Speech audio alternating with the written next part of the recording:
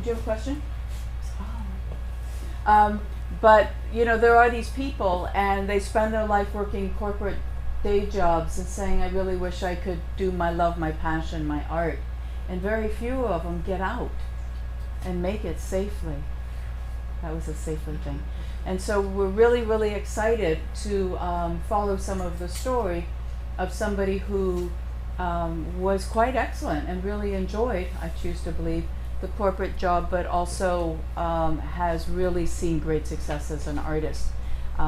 Lorraine is a dear, dear, dear friend of mine, and if she doesn't call me the same thing, I'll ignore her. No, I call you a dear, dear, dear, dear friend. Yes. We do projects together. We buy from each other. She mentors people. She teaches here.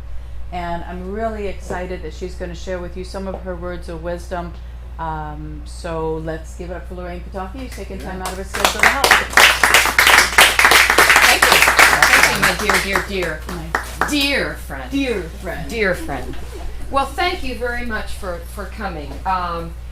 We had some technical difficulties. You see that little Q looking thing? Well, that's an embedded file that has this really cool music that's not working. So we're going to have audience participation during the presentation, and I'm sure you're going to help sing, hum, whistle on cue, and we're going to see how creative you really are and how creative all of us are. And we're locking the doors. And we're locking the doors, that's right. So the name of this presentation is Living Your Dream, and just what does that mean? And we're going to find out. You could have been doing anything tonight. You could have been watching reruns of Gilligan's Island, changing your AC filters, or cleaning behind your refrigerator. But instead, you decided to come to this talk. So I really, really appreciate that you're here. And I want to make sure that by the end of the talk, that you get whatever it is that enticed you to come here. Even if it was Jerry saying, please come, or Scott. I want to make sure that at the end, and you can see that corporate part of me, is let's just shout out a reason or two that you decided this would be a presentation for you. What are you expecting to get out of this? Anybody? Don't all speak at once. Meatballs. Good meatballs. Good meatballs. Good meatballs, all right? Good meatballs. That's a good icebreaker. Anybody else? Oh, go ahead. Tips on, I guess, how to best market your artwork? Good. Tips on how to market. Okay. Mine's gonna be trivial now. It's gonna be like no, it's like that missing kernel of wisdom that I can't really put my finger on. Missing kernel. Ooh, you're raising the that- bar on that this. pearl that we don't know yet. Yeah. Missing kernel. One of those spark. Spark. Okay, anybody else? Pros and cons of selling your art through a gallery or making it a mass production with Mass production, how? with an art dealer, with a company that will buy the rights to your art and reproduce it, Okay, versus going into a gallery. okay, good. If you think of anything else, chime right in. Okay, good start, good start.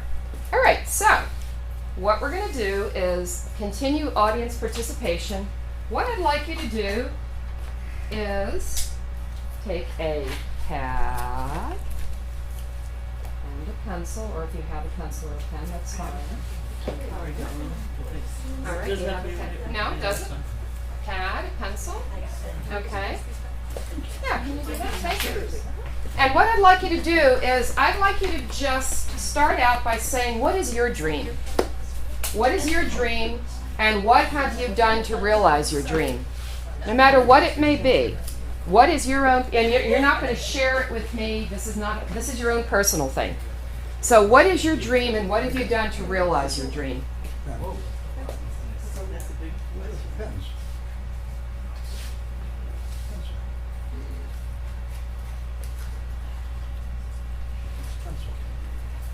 What is your dream, And what is it that you have done to realize your dream so far? If you've done nothing, that's okay. This is such a perfect week to be doing this, isn't it? Oh, yeah. Yeah, it is. It is. So we could always do Jeopardy. Oh, we could do a Jeopardy.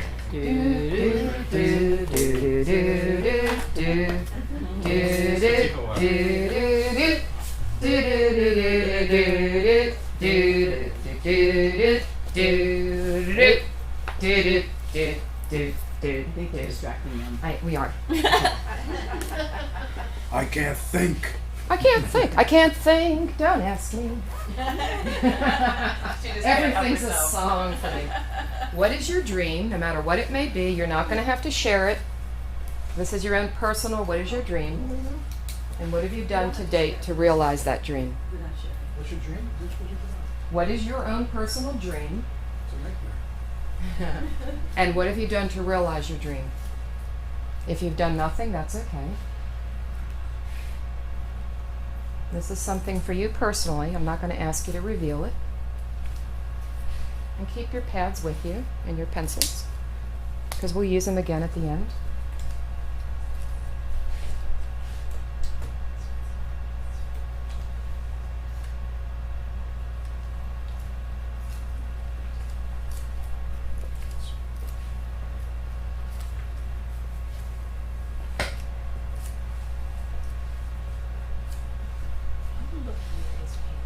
No cheating. You can't share someone's dream. It has to be your own. No dream sharing here. Scott says if you're going to live your dream, you're going to sometimes have a few nightmares. It's very true. Very true.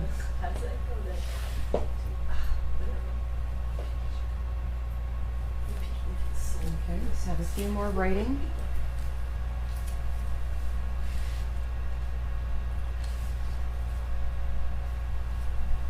Okay, you can still continue to write if you would like. My story. I've worked my whole life. I know everybody can say that. From the time I was 12, I painted pumpkins.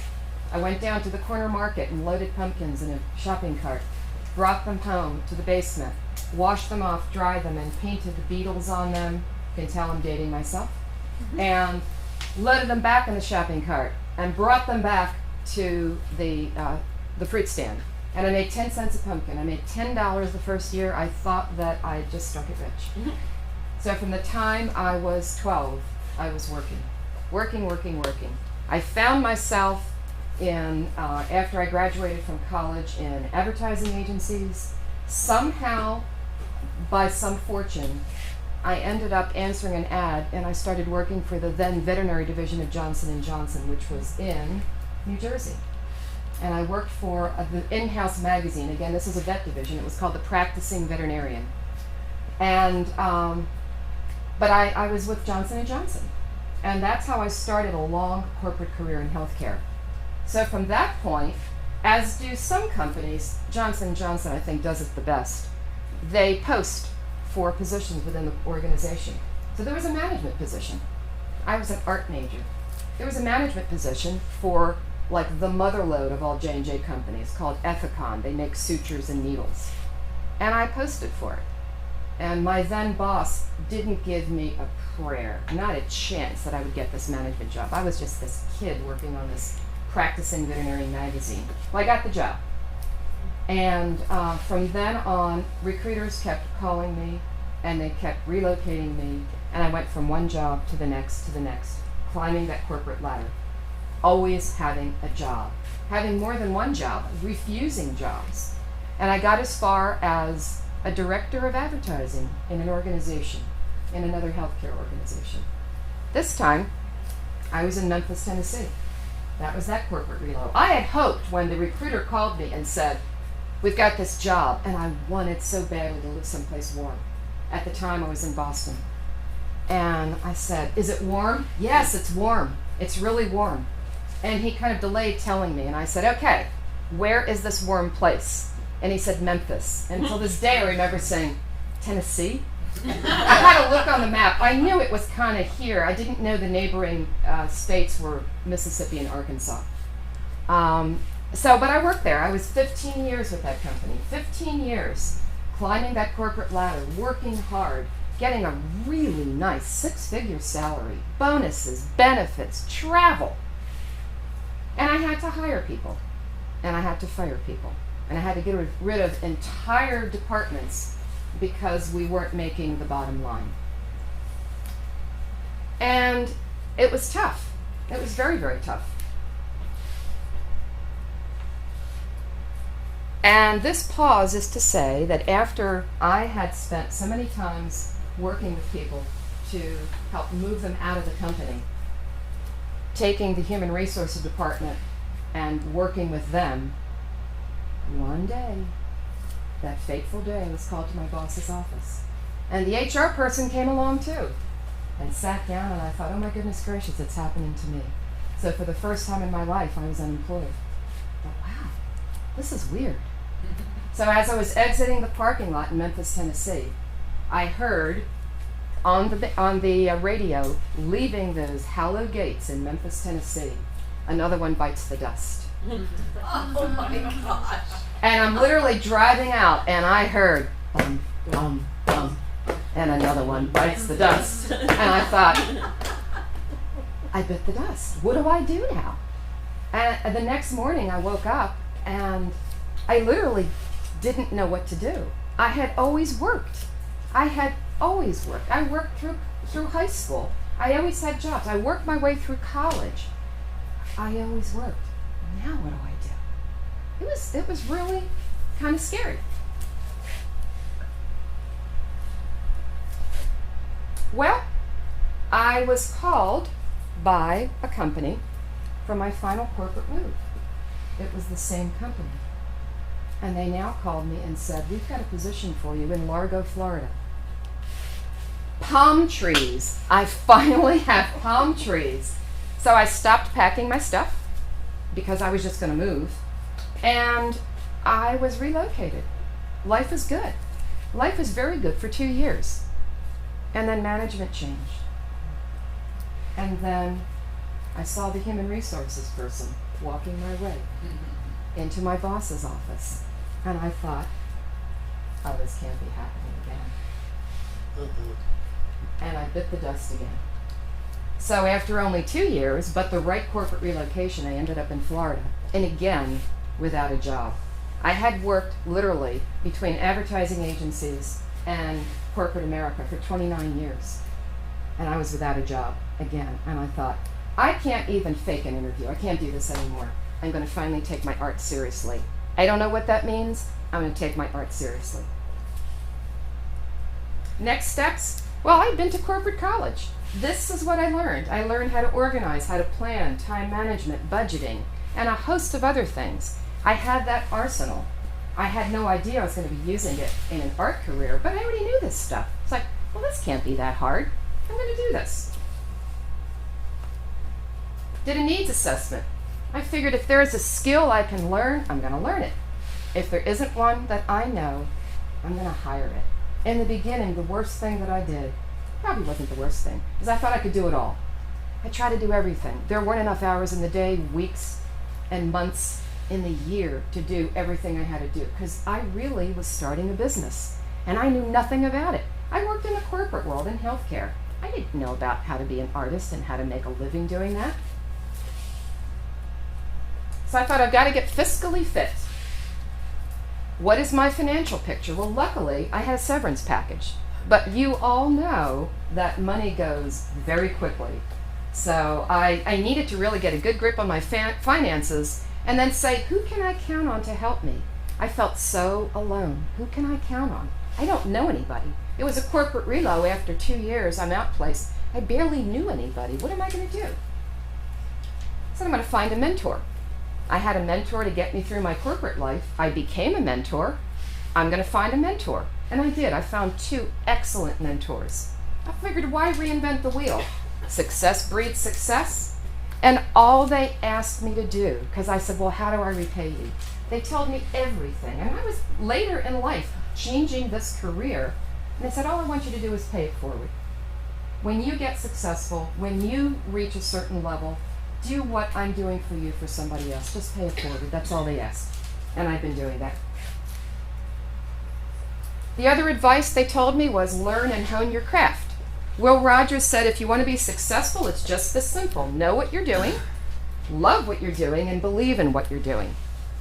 That statement has carried me through in some moments when I have sat down and said, what was I thinking? What was I ever thinking? I did finally know what I was doing. I still, to this day, love what I'm doing, and I believe in myself. Learn the business. There's a whole lot of artists out there. There are a whole lot of really good artists out there. It's not good enough to just be good at what you do. You have to learn the game. Everything is a game. Everything is a game.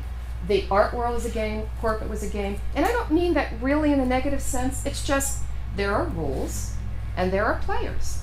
And I needed to find out as quickly as possible, what are the rules of this game? Who do I talk to? What do I do? Where do I start? How do I do this whole art thing? So here I am. Look how cute I am. This is right out of corporate America. There I am on Honeymoon Island. And I said, okay, I've got to talk to an attorney. I've got to talk to my accountant. My accountant said, make sure that you separate your personal business from your professional business. So I have a business credit card as well as a personal credit card. All my business only goes on my business card. And my financial advisor, who had been with me all along, was still my advisor. And I really depended on her to say, what do I do? How do I get through this? These 4 areas were just the key to my success. The attorney told me I needed a limited liability corporation. She told me what that was, and on and on and on. So they got me. They bridged that gap when I was like the nail biting situation. What am I going to do? My first sale was Walt's Fish Shack, this very pastel. Those people who know me well know that I'm always lost. And I was just coming to Florida and I was trying to find my way around. And I was studying with Brooke Allison, pastels. And I was trying to find one place, didn't find it. I had to use the restroom. I was thirsty and hungry. I was in Madeira Beach and there was Walt's Fish Shack, which is an excellent, excellent little fish shack. Walked inside, got to know the owners, Sue and Walt, talked to them about my art, did a painting of their place, brought it into them. They bought it, my very first sale, and they gave me a show. Now, their place is as big as a shoebox, but I got my first show. That boosted my confidence. I learned that you have to make tough decisions. What expenses do you cut? What is a nice to have versus a need to have? When I had that corporate pocketbook, it didn't matter. I wasn't a spendthrift, but if I needed a car, I bought a car. No matter what I needed, I bought. I had it. That was not the case now. And every time I looked at an expense, and still do today, will this expense help my business? Will it help my business? If the answer is no, maybe I won't get that today. Maybe I won't get it next week. Maybe I can put it off for a year. It takes time. Woody Allen said, I took a speed reading course and read War and Peace in 20 minutes. It involves Russia. It really takes time. I compress the time as much as possible with these mentors, with my accountant, with my financial advisor, with friends, but it takes time. Everything that's worth doing takes time. And it takes hard work. I know Scott does these shows. Dakota does these shows. Maybe some of you, others in the room do these shows, but tent shows, oh my goodness gracious. Yogi Berra said baseball is 90% mental and the other half is physical. These shows are just tough. I still know friends that do these weekly. They leave one show, they go to the next, they pack, they go to the next, they live out of their vans, out of their trunks of their cars. Oh my goodness, they are really tough to do. If you're still employed, one person told me this, if you're still employed, stay employed until you figure this out. Well, I didn't have the option of doing that. But assess your financial health while you still have a job. What's your cash reserve? How long are you going to last with your cash reserve? How much money do you have to get you through? Goodbye to nights and weekends, because you're going to work daily on your day job and you're going to nightly and weekends on whatever this new job is going to be. and find out who is your support group. Who's going to bolster you when you lose confidence in yourself? Who's going to pick you up when you're down? Who's going to help you when you know where to go? You need a support group. Why should you make the jump after I told you all of these hard things? It's hard. There are a lot of things to do. Well, Walt Disney said Disneyland is a work of love. We didn't go into Disneyland with just the idea of making money. If you're going into what I'm doing right now, what you guys are doing right now, you just don't do it to make money. You have to love it. And if you love what you do, the money comes. It comes. It may not come as quickly as you would like or as much as you'd like, but you have to love it. You can't fake it. If you don't love it, it's going to be tough. When to make the jump? Steve Jobs said, for the past 33 years, I've looked in the mirror every morning and asked myself, if today were the last day of my life, would I want to do what I'm about to do today? And whenever the answer has been no for too many days in a row, I know I need to change something. Even before the company said bye-bye to me twice, especially the last time, even before that time, I knew I just couldn't do it anymore. It just couldn't do it. It just wasn't me. It was just, I was living inside of a body that I didn't even know who I was. So the company did me a favor. If I jump, who will catch me? Who will catch you if you jump? Do you have other sources of income? Luckily, I have the severance package. And do you know people who will still love you even when they loan you money? And I had 2 such people, and they still love me. And even before asking, they were sending me checks to tide me over. They were just, I get a check in the mail. And it was just when I looked at my bank account and said, well, this isn't good. And I get this check. Do you know people who will still love you even when they loan you money? Keep your plan current. We're going to talk about a plan in a while. Leonardo da Vinci said this, which amazes me. Life is pretty simple. You do some stuff. Most fails. Some works. You do more of what works. If it works big, others quickly copy it. Then you do something else. The trick is the doing something else. Everybody asks me and continues to ask me, can I really make a living as an artist? Well, it depends on what you define as artist. I did not put all my eggs in one basket. So I do my art, I sell my art, I exhibit my art, I teach. I do workshops, I do presentations, I do demonstrations. I do some things for free, right now very little for free. But you have to do a little bit more than what you expected to do. If you think you're just going to do great art and people are going to come and buy it from you, probably a couple of people can do that. I don't know anybody yet that's done that. So don't put all your eggs in one basket. The trick is doing something else. What is your niche? What can you do that somebody else doesn't? My 2014 plan when I first did this presentation was this. I'm going to enter only those shows that have been successful for me. There weren't many. Enter more competitions, increase my teaching opportunities, and keep my gallery work current. That was my plan. And I had, little things under that. What am I going to do for that plan? But in essence, this was my 2014 plan. I always write down a plan, even if it's just bullets. You write it down, you commit to it. My 2016 plan, only indoor shows. I cannot do these outdoor shows anymore. Enter more competitions. Keep increasing my teaching opportunities. Keep my gallery work current. And I gotta sell my house. I did this. It's an albatross. I gotta sell my house. Doesn't make sense for me to have this house anymore. And I'll find a studio to work in. So that was my 2016 plan. How did I do it? I sold my house. I sold my house in 3 days. I didn't have a place to go, but I sold my house in 3 days. I am in an apartment, a lovely apartment, and I'm now proud to say I am in Studio 1 at Stirling Art Studios Gallery in Dunedin. I waited a year. I was on a waiting list. I'm teaching at the Dunedin Fine Art Center. When I could barely get a student that recognized my name, I now am filling my classes and I have waiting lists. Goodness gracious alive, how did that happen? It took 5 years. It's okay. It's coming up on 5 years. And I'm being asked to do workshops, not just in the hood. Last year I did a a pastel workshop in Fernandina Beach. Beautiful place. And how did they find me? On my website. They found me on my website and they said, we love your work. We see that you teach. Can you talk to us? And I'm going to be doing 2 workshops there this year. 1 acrylic and 1 pastel. I'm keeping my studio work current because I go to my studio now the way I went to a job. I go to work. I paint. I greet the public. I come home. I have a life. Wow. Took a little while. And I'm a known entity. A lot more people know me now. They say, I've seen your work. I went to your website. I know that name. Scott, what is that name?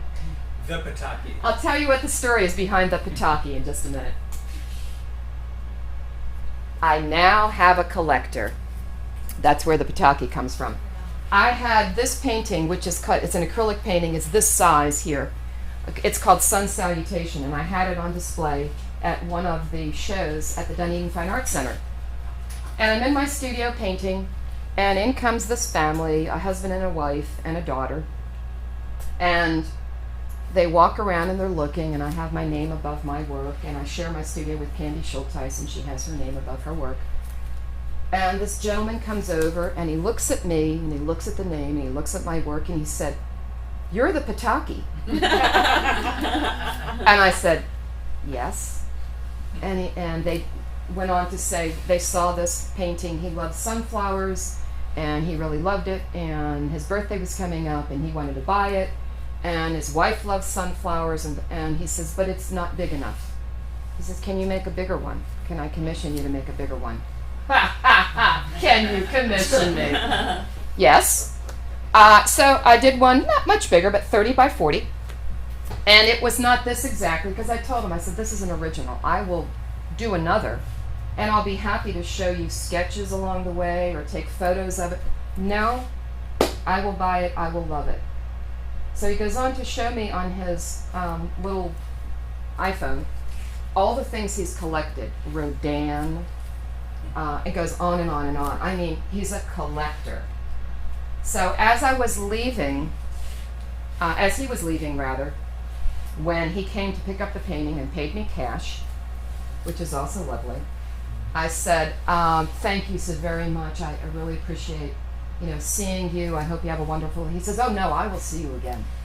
I will see you again. I have a collector. Yay! Now, so far he's collected 1, but I have a collector.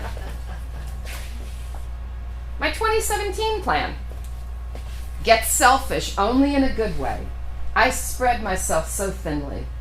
After I was on that hamster cage of corporate, I just filled every day after corporate. I volunteered here, I went there, I did a demo here, I was teaching here, I was doing things at nights. It was just everything. There was no such, I didn't stop. And some people close to me were kind of bringing it up as, oh no, I have to do all this stuff. I have to do this. So finally, I think with age sometimes comes wisdom. I'm getting selfish, and I'm stopping some of I was a president of this association, and a vice president of that, and a treasurer of that, and a committee member of this, and a board thing of that, and a whatever, and it's like, no, get selfish. Selfish is also a positive, if you do it for the right reason. Get published. I have had my work published on the cover of Tampa Bay Magazine, but I want to get an article published that I write about me and my journey from the corporate world and all the rest. So I'm working on that to submit to some of the art magazines. I really want to be published because I haven't been. Try an airline magazine. Ooh. Yeah. Ding, ding, ding. And concentrate on teaching opportunities. I love to teach. If I'm not painting, I love to teach. I just really, really love it. I had no idea. I had a teaching degree in art from college, but I never taught. But I love to teach adults. I just love it. And obtain increased gallery and designer representation. And focus. Focus. Remove distractions. Focus on what I really love and what I really need to do. It's not as easy as it sounds. You have to be able to learn how to say the magic 2-letter word no. No, I really can't do that. No, I really can't be on that committee. no, I really can't go 100 miles out of my way to do that demo in the library for $25, whatever it may be. But I always give them a nice, but maybe I can find somebody to help you kind of thing. So focus and remove distractions. Don't make excuses. The economy stinks. No, I can't do this now. I started too late in life. I'm not smart enough. I'm not good enough. Don't listen to those little voices. Stay positive. Believe in yourself. Surround yourself with positive people. Every morning, I do a little meditation type of thing, and it's that attitude of gratitude. When I wake up in the morning, what am I happy for that happened yesterday? What am I looking forward to that's going to be great today? And I do it in the evening. When you start that morning with the attitude of gratitude, it's amazing how your day will go starting out versus it's raining, my right knee hurts, I have too much to do. I don't start any morning that way. Network. I talked about Tampa Bay Magazine. How did I get this is a pastel called Pier in the Key of C. How did I get on the cover of Tampa Bay Magazine? I was a member of the Palm Harbor Chamber of Commerce. I sat next to a lady who I was just starting out in this new career. And she says, what do you want to do? I said, I want to get on the cover of Tampa Bay Magazine. She says, well, I know Aaron Fodeman. I said, Aaron Fodeman. I didn't even know Aaron Fodeman was the big chief of the Tampa Bay Magazine then. And she says, well, give me some of your stuff and I'll bring it to him. So she did. And I got a call.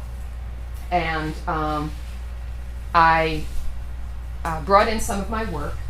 And it wasn't suitable for the cover because Aaron said the Tampa Bay Magazine, it wasn't this one, is going to superimpose over your image and it's not right and all of that. And I said, what if I bring you an image that will work? And he said, yeah, that'd be great.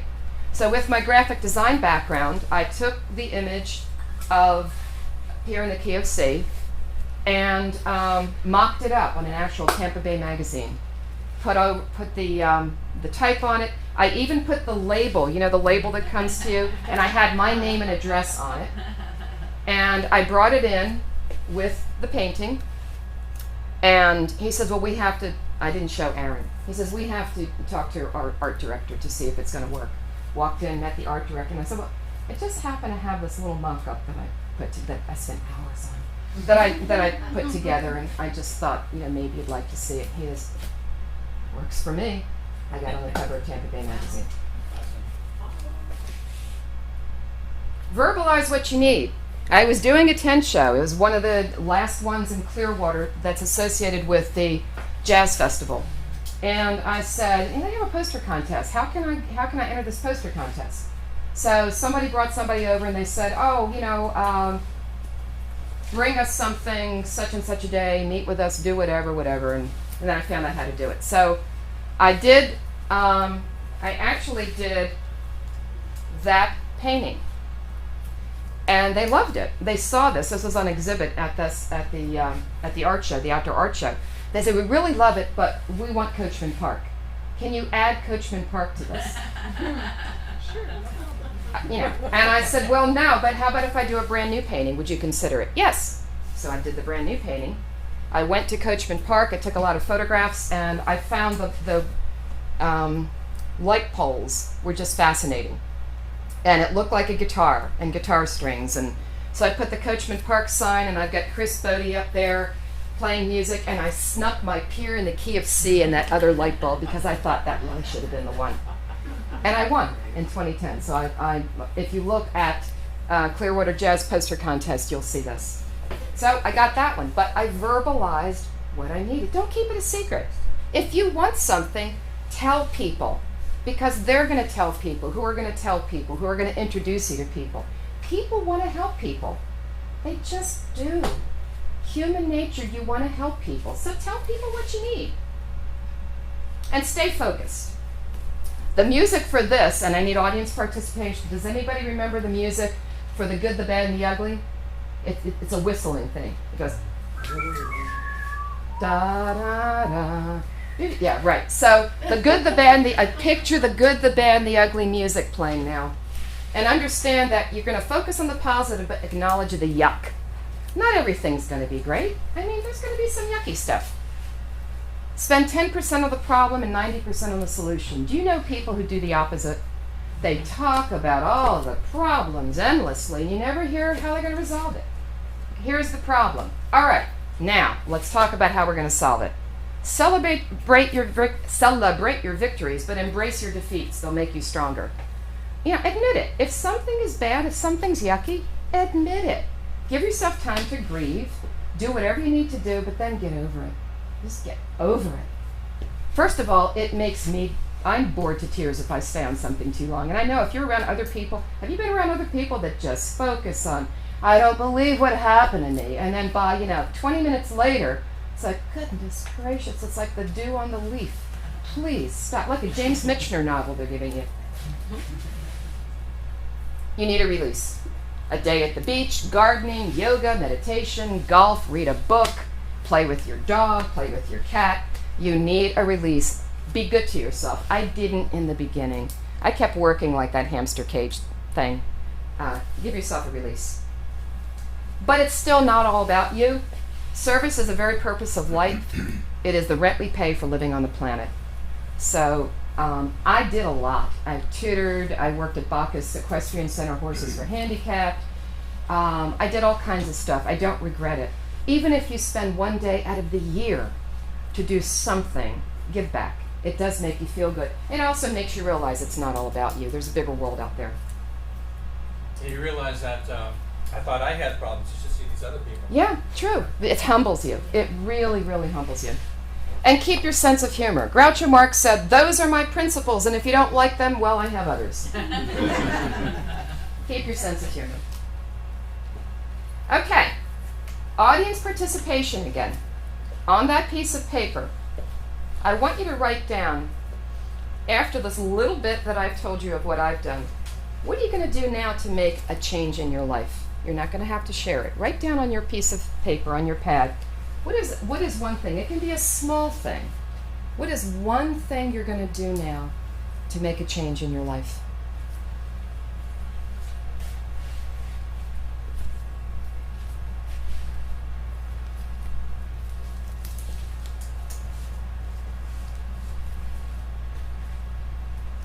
I'm not looking.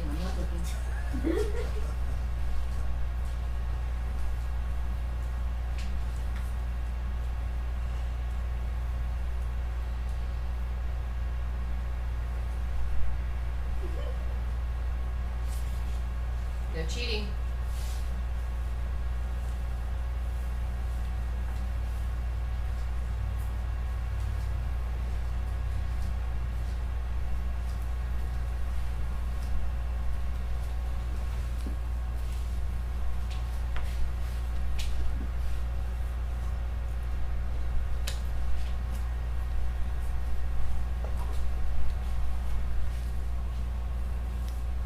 If you write it down, you will be surprised. It will happen. If you write it down, it will happen. Trust me on this. Write it down. And I know a lot of people, put things in their computers, and I do the same thing. If I write it down, it happens.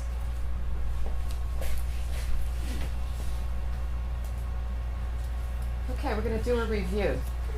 Let's see if I covered what you needed, and let's check. So, did anybody taste the meatballs? Yes. Okay, were they good? Yes. Great. Oh, good. Okay, here's my red check mark. All right. Were those your meatballs? The meatballs that are back here. Did They're you not make mine. No, those? They're Jerry's famous meatballs. Ah, they're very good. Okay, tips on how to market. Did I cover any of that? Did I cover enough? I didn't cover tips on how to market. All right, audience participation from Jerry and Scott and me. How to market. Well, you talked about shows, Talked about shows. and you talked about the difference between indoor shows and outdoor shows. Mm-hmm. And I heard the word networking, so you definitely talked about Networking website. I have a Talked about website. website. And I created it myself. I went to GoDaddy. On Website Builder, there are many that you can do. I have a website. I don't sell on the website, but I use it for my billboard. If somebody says, where can I see your work?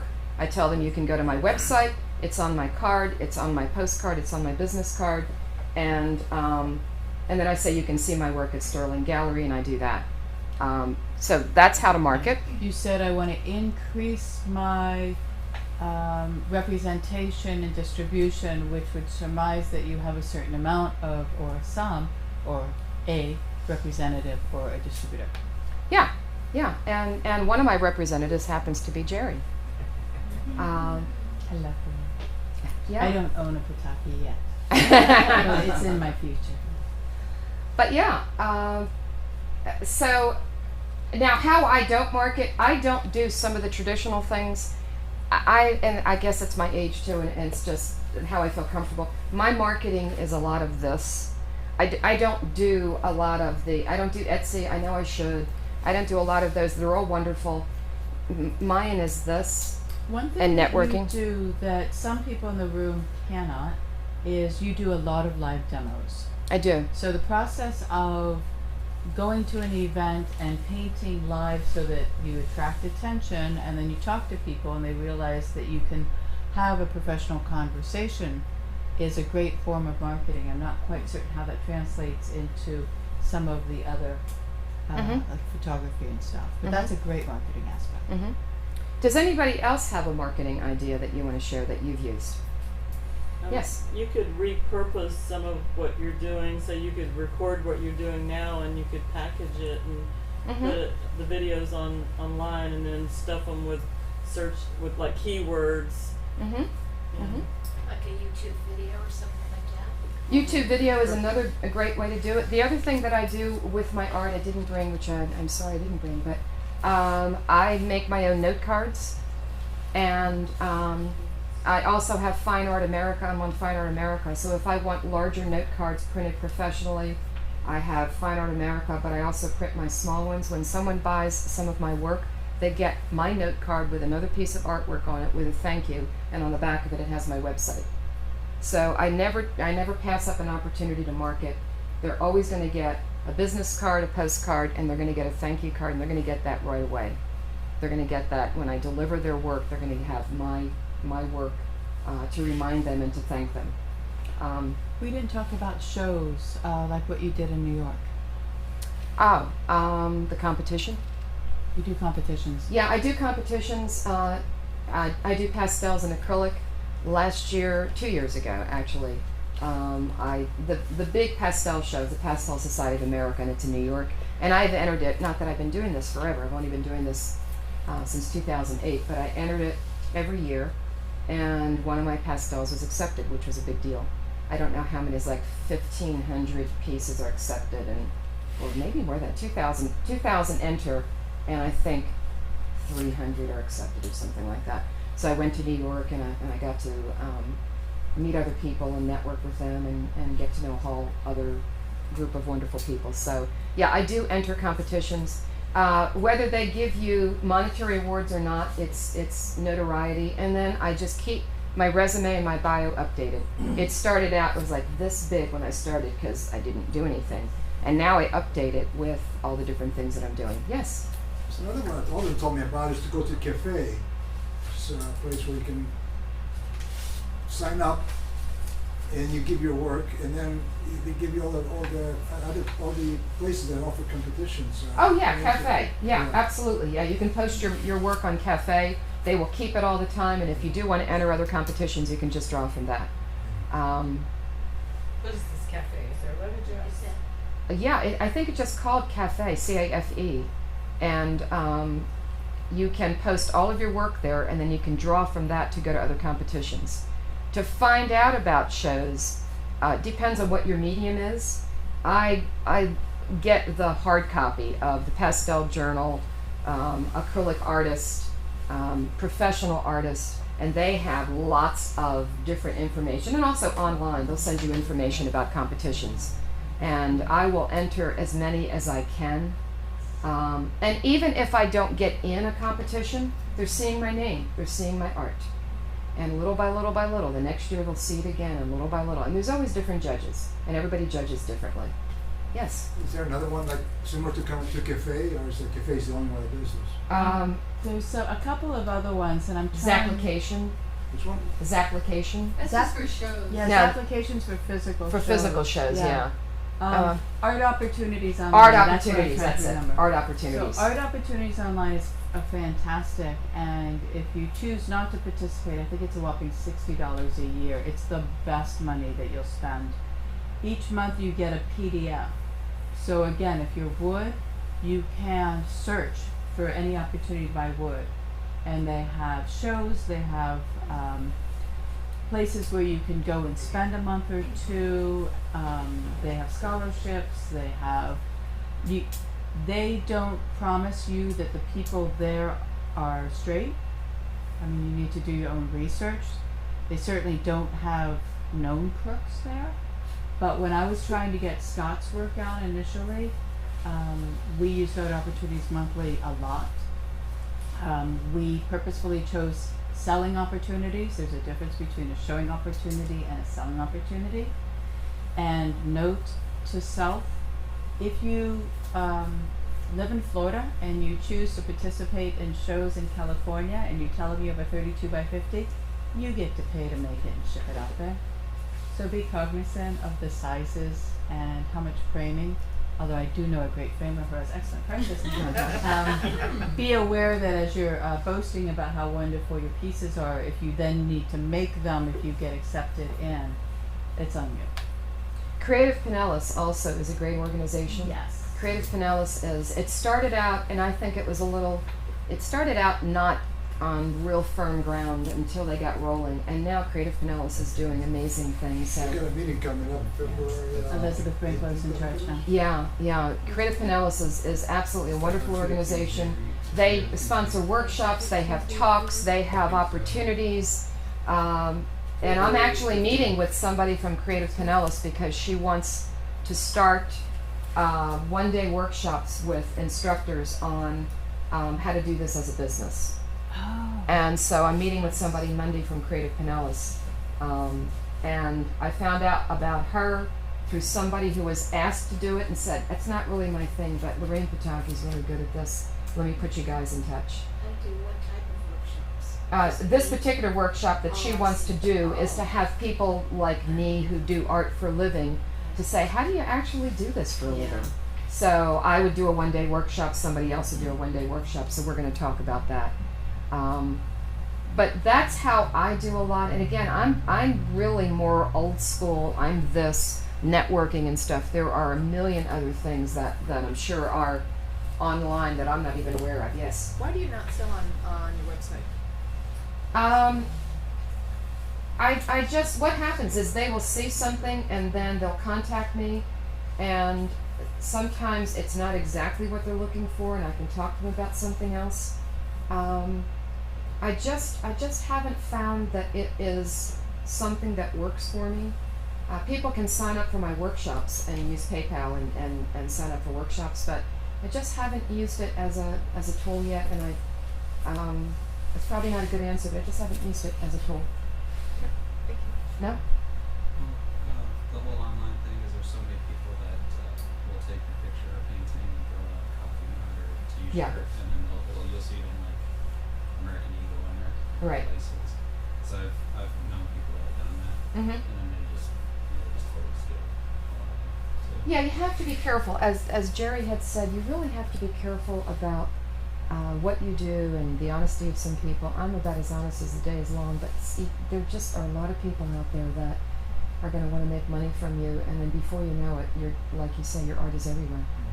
I was just gonna say, kind of like you, I had an opportunity with him the other day. We were at a local pub and I was talking about what I did, and he was like, "Oh, here's an email address. Maybe bring some work in. We can sell it for you." So little cafes, so Absolutely. I was it's one of the everywhere. best ways. I At didn't Palm never- Harbor Library and every library around, and it's just there's a display now through PAVO, an art organization that I belong to. Dakota belongs to it as well. That we've got a gallery now at the Countryside Mall, and I'm going to have 2 pieces in that gallery. We're installing next week. And you have next Wednesday. yes, and you have 2 pieces there. So I always look for, will I sell something there? I don't know, but are more people going to see my name again and again and again and again? Yes, that's been the most success for me. Scott? Yeah, let me just add and augment that. They see you at a show, they see you on the cover of the magazine, they see you at the mall, they see you in the coffee shop, after they've seen you like 5 or 6 times, then the interest starts to build, and then they're more likely to buy. They see you once or twice, it may not be enough. They Yeah. see you 7 times, 10 times, and then I've always loved that. I think I'll buy that now. Yeah, it's true. So it's a matter of repetition. Absolutely. Where in the mall? It's second floor, outside of Sears, Right by the movie or theater. by the movie theater. Where the movie There's theater is. plexi. There's a plexi wall there, and it's actually By very, the very nice. elevator. By the elevator, Oh, it's top of the all- elevator. okay. Yeah. Okay, I'll have to check it out. Yeah. So. And by the way, mall shows are a good way to get started. Yes. That was one of my first shows because you don't have to worry about the outdoor tent and the weather and the Do they logistics. still have those? I don't know. There was a company that was doing it when I started like 9 years ago. And I did one at the Countryside Mall, and a lot of them were crafters and people who sold baseball caps and matted things and stuff. So it's not like a high-end art show, but it's a good opportunity for you to get out, get used to talking to people, get used to charging money, getting a credit card. It's a real good training. Yeah. They don't do that anymore, do they? I don't know. I haven't done it in a long I time. haven't seen anybody do it. Yeah. Or you could carry your artwork to a beauty shop or a barber shop and or restaurant. Say, hey, you want to show this work, and maybe they will, maybe they won't. Yeah. Something I've done that's helped my web optimization. My website's down now, but I make sure all my photographs have a very described what they are, like a pelican pastel or something like that. When somebody is Googling pastel painting of a pelican, there's a good chance that it will come up. And I even kind of hijacked. I took a couple of Bob Ross painting classes. I mean, it's kind of basic for me, but it would make me go out and take the class.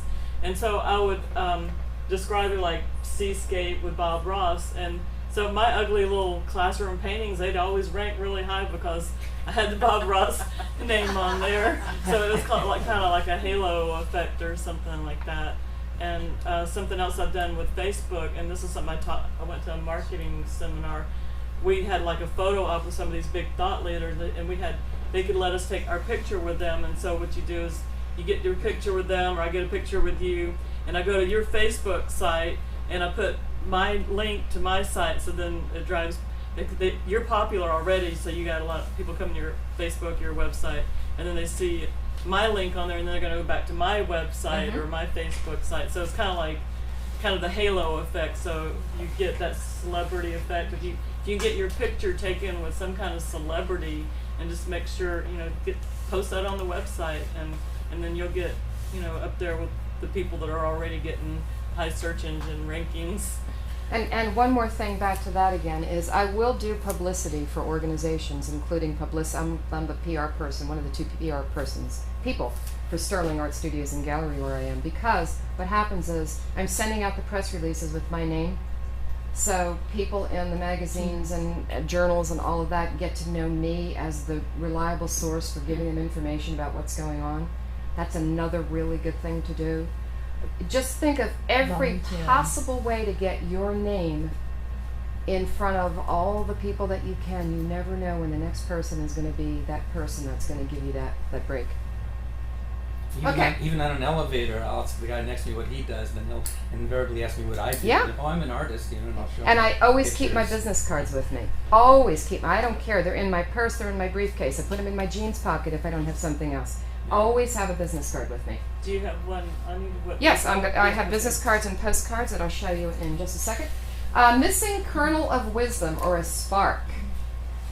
Was there a spark at all, or a missing kernel of wisdom, or? Well, the thing is, there's enlightenment. Enlightenment? Enlightenment, in that I was thinking about certain things along the way and kind of reinforced it. Okay. And then there were some phrases like verbalizing what you need, 10% on the problem. Those are all quips. Good. I think would sharpen things up and make it. Okay. So like not just one little. This is what you do, but some things you mentioned and incorporated with the rest of the practice should help. So thank you. Good. Good. Pros and cons, gallery or mass production where they buy the rights. Boy, I go all over the board here. I really believe gallery representation is much better than mass production. I don't really want to see my art on everything on coffee mugs and things like that. I think some things would be good, but I really believe more that if you associate yourself with a good gallery or two, they're marketing you all the time. So my pro really is gallery. The con with a gallery is it's 50-50 usually. 50% they take and 50% you take. And it's consignment, so you can have your work there for quite a long time. You're not making any money, so you're tying up your art. But if you produce a lot of art, which I do, I have art everywhere. I mean, I do. I have art. So many. I really have to keep a good record of where my stuff is. So I just find there's more pros with gallery than mass production, and it really depends on your medium. I mean, if my friend Joyce Curvin does beautiful 3D paper mache dogs and cats and from recycled material, and her work is just gorgeous, and she's looking at mass production of her work, but it lends itself to that. It really lends itself to t-shirts and different things and I think that that's a real market. With the work that I do, I don't find that as much, so my real thing is a couple of good galleries go a long way, especially and if you do want to approach a gallery, my suggestion is you go to a gallery, see what the traffic is, know what their reputation is, see what the traffic is. First of all, see what kind of work they have. If they have all modern art and you do super realism, probably not going to do well there. If they do, I went to a gallery one time not knowing, they really did Western art. Really mean Western, Indians and cowboys and horses and buffaloes, and at that time I was painting palm trees only. So I just didn't do my homework. So do your homework, and then it's always being courteous. I don't care who the gallery owner is or whomever. I always ask, are you accepting new art? What is the process of accepting new art? May I show you, may I make an appointment, because it's on their time. May I make an appointment sometime in the future to bring you something? And usually they give you a card and they say, send images. And I'll do that. I'll send images. Images online versus bringing physical artwork in. Very few people want you to actually bring in physical artwork anymore. So what do you do? I'm sorry, repeat that? I usually go to a gallery owner and I'll ask them, are you accepting new artists? If the answer is yes, I say, how would you like to see my work? Can I bring some pieces in? More than likely, they say, here's my card, here's my email address, send me some images. And so you send them good images. And that's the other thing, and it is a plug, it is a shameless plug, but when I'm going to be sending images, I take pretty good photos of my work, but if I'm going to be sending images in, this is the guy that shoots the work for me. And it's always unbelievable work. And to that point, marketing again, I have, and this is not exhaustive, I have other books, but I didn't want to get boring about it. What I asked Scott to do is after he shoots my work, he shoots it in 3 different resolutions, small, medium, and web, and large, medium, and web, excuse me. And I asked him to do a print of it, a proof of it. So I have books that I carry, and sometimes good old-fashioned books are nice when people see that. So I have books of my work that have been photographed, and I always have the name of and these are printed on canvas. I do some on paper now. And at the very back of this, if somebody gets to the back, guess what? I've got the cost of prints, the sizes and the cost, and I always have a business card at the back. So if I'm at a show, if I'm wherever I am, if I'm in a library doing a presentation, these books come with me, people look through, and I have one for my pastels as well. Same thing. I have an image on the front, and these are all my pastels. I have a tendency to do more realism with pastels and more abstract with my acrylic. So I have these books, and people get a chance to see it. The other good thing about it is if they do want a canvas print or a paper print, they get to actually feel the canvas. It's like, it'll look like this, and it's UV coated and blah, blah, blah, blah, blah. And I also, we do this, you have my business cards. I have business cards for Jerry and Scott, and I take them to my classes, and when somebody said, who frames your work? Who photographs your work? because that's what we do. That's what we do. And I really wanted to get into this relatively new magazine called Working Title. I met the guy that is Michael Crabb, who is in charge of this, before he actually got this out, and I really couldn't afford to put an ad in here, and it was on blind faith. And well, I got in here, but I got in here because I'm now one of the artists at Stirling Art Studios and Gallery. So now I'm listed in here, so I guess you could say I'm published, but not the way I want to be. But anyway, so through Stirling, you can now see all the artists, and one of them is me. And yeah. Do you ever work with designers? Working with designers. We're working on working with designers. I had worked with a designer a long time ago. I thought that she was going to be really good for me long term, and she did get me into, I don't remember the names of on Honeymoon Island there are these condos right before you go over the bridge. She did introduce me to some people that bought large prints of mine for one of those condo buildings. But I haven't had until now a success. Jerry is working on some things to get with designers, but that is a goal. It's hard. It's really hard. The business of art is hard. It doesn't mean don't do it. It's just that if something doesn't work one way, there's another way to do it. There's another avenue. And I can't say it enough. Tell people what you need. Tell them what you need. If people come to me and they say, do you know anybody who? And I'll say yes. People will come to me and say, are you a portrait artist? I said, no, I'm really not. But I can give you the names of 3 people that do portraits really beautifully. Here they are. Tell people what you want and share it.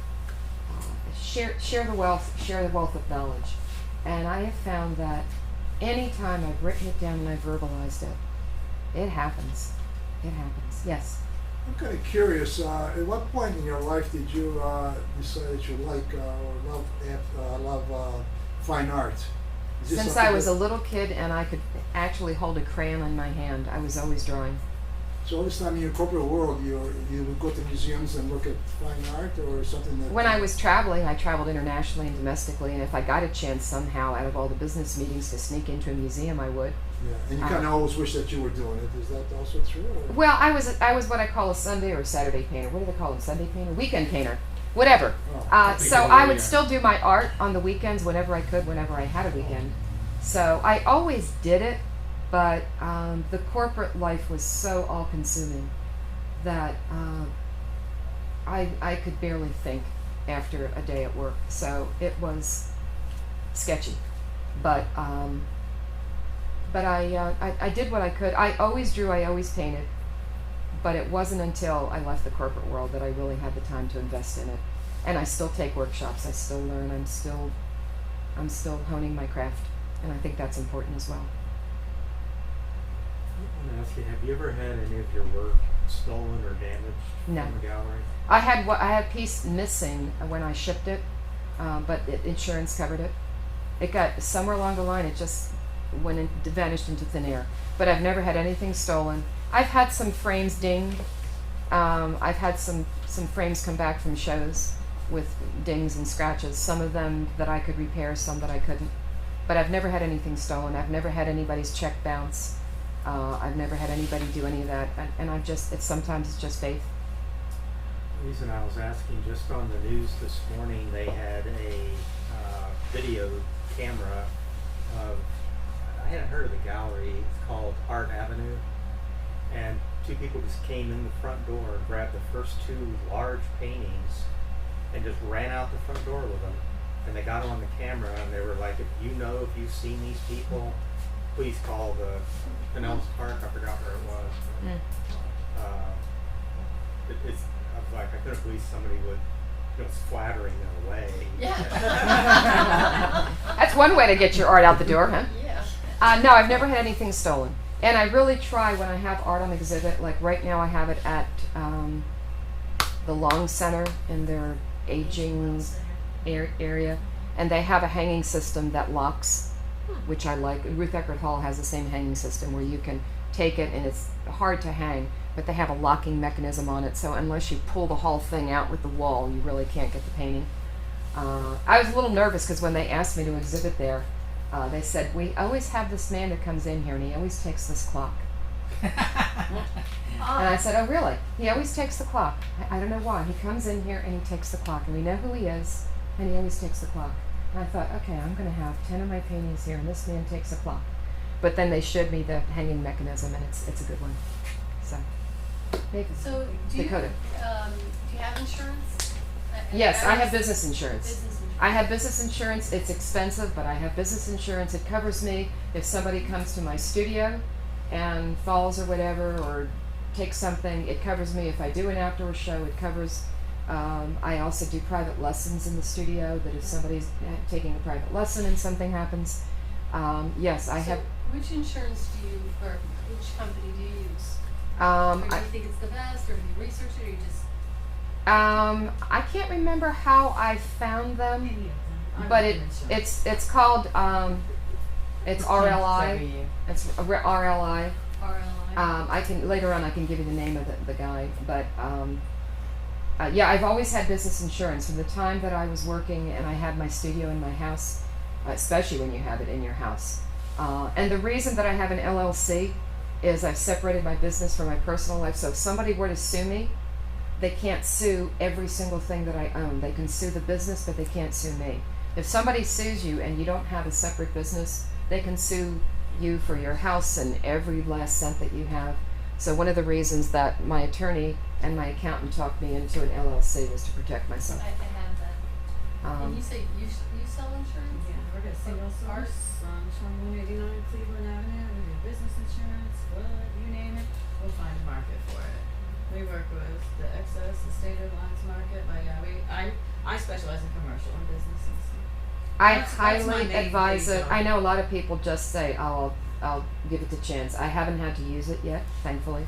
But I would never not have homeowners insurance when I had it. I have renter's insurance. I have car insurance. I have medical insurance. I just don't chance it. We live in such a litigious society that I just would not chance it. It's just worth too much to me to just say, yeah, I don't think I need it. That's a lot of money. I don't believe in that. What does everybody do here, real quickly? I know the time is wearing on and you probably want to have some lovely dessert. What does everybody do? I flip houses. You flip houses. And your art is? Well, When you're not flipping, what do you do? I dabble in traditional painting. Okay. Yeah, oil, acrylic, whatever I feel like I want to do. Okay. I work for Home Shopping, and I do photography and alcohol. Okay. I'm a portrait photographer for the last 28 years, and I've just started doing fine art flower photography. I remember your portrait photography. Yes. A woodworker.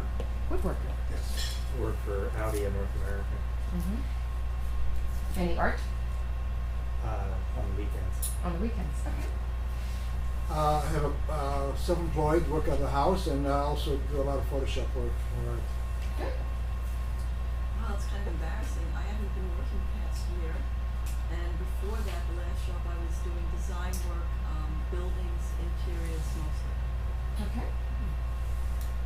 I'm a graphic designer, teacher, graphic design teacher, web design, and I have a firm interest in animation and graphic design. Digital design. Wonderful. Okay. I'm a full-time artist for 18 months now. Yay. You're doing it. I haven't worked at a traditional job probably in about almost a year. Decided to take that time to put more into my form of, craft art, which is doing beadwork, bead jewelry, and doing a couple of classes, one at the Aging Well Center, one at the Hale Senior Center. Wanted to expand on that, but realized that right now I can't make a living with it. So looking for another job, and then just keep doing what I'm doing and go from there. Good idea. Okay. Yes. I was in electrical sales, but now I'm in lighting. But at the time I just had to get out my house, so it was just me. So I just started learning trades, did the electrical, plumbing, all that kind of stuff, and then sold the house. And now I'm trying to just find a new house, and so I'm just working a job just to have a job because I don't do drywall anymore. He doesn't work. He just thinks. And I'm in insurance sales. I do commercial insurance, and I dabble in everything from refinishing antique furniture to tile mosaics to jewelry. You name it. I need ADHD to get bored pretty. So I need a different kind of canvas all the time. I actually like taking old wooden desks and put them into like farm sense.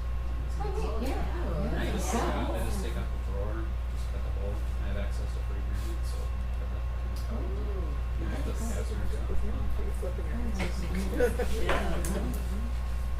Well, I mean, there are so many things you can cover on this. I hope I've at least, like we said, sparked a little bit of light, shed a little bit of light, and I had a few sparks of kernels of wisdom. I don't regret a single day. I wouldn't, if somebody told me that I would have a corporate job tomorrow for the same fee and doing what I did, I'd have to say, I'm sorry, I just can't do it. That's how much I love what I do. I couldn't even imagine. If I try to walk myself through what I did for a living before and picture myself doing that, I just can't. I can't insert myself into that other world. It seems like 20 lifetimes ago. So I made the right decision. We already talked about questions. So this is one of my pastels. This is my cat Rocky. I want to thank you for staying awake. I want to thank you for coming. And these are 2 acrylic paintings. I am doing acrylic now, which I studied in college and returned to acrylic only a few years ago. Shameless promotion again for Jerry and Scott. I'm picking these up to enter into the Pastel Society.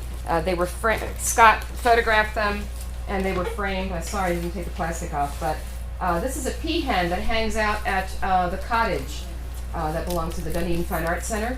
And this is my other cat, Misha. And so these are my 2 entries in the Pastel Possibilities in Pastel show, which is February 10th, the opening reception. Photographed by Scott and framed by the wonderful framers here. So February 10th where? February 10th, you'll see the information on the poster back there. It's at the Stirling Art Studios Gallery. Opening reception's February 10th, but it'll be the entire month of February. And I thank you again. And again, there are so many things you can cover in doing something like this.